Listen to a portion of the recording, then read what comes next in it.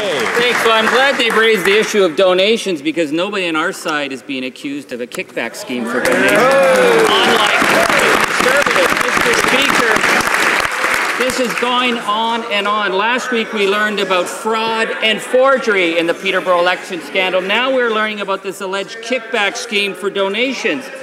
And yet the Prime Minister seems to think that he's just going to dam the torpedoes and ride this one out. It's a question of his judgment. Does he really think the Canadians are going to believe that he wasn't aware of these damning court documents?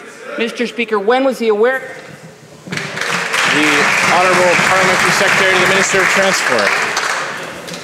The honourable member claims that the NDP is facing no existing allegations of breaking electoral financing laws. And you know what? He might be right because they've already been found guilty of the allegations that were outstanding against them. They had to admit that on 2 separate occasions they broke the law, once to funnel money to a left-wing pressure group and on another occasion to accept illegal donations explicitly outlawed under the Accountability Act from a union. Now, I'm just asking him for him to stand and explain how much illegal money did his party take and how much have they given back? Honourable member for Timmins, James Bay.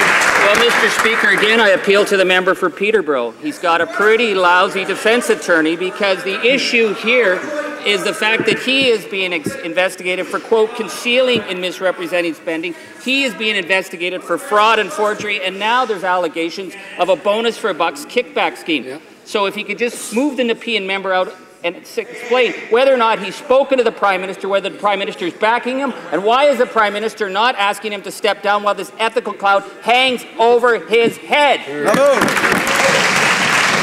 Honourable Parliamentary Secretary to the Minister of Transport. Speaker, the honourable member in question has already filed all of his documents almost 4 years ago with Elections Canada. That agency confirmed those documents. They were audited and verified many years ago, and in fact the member has still not even heard anything from the agency to this day. By contrast, the NDP admits now to having accepted illegal donations from union bosses and admits that it had to give some of that money back. I'm just asking that they come clean now, Mr. Speaker. Stand up and ask and tell us all how much illegal money did they take, how much did they give back? The honourable member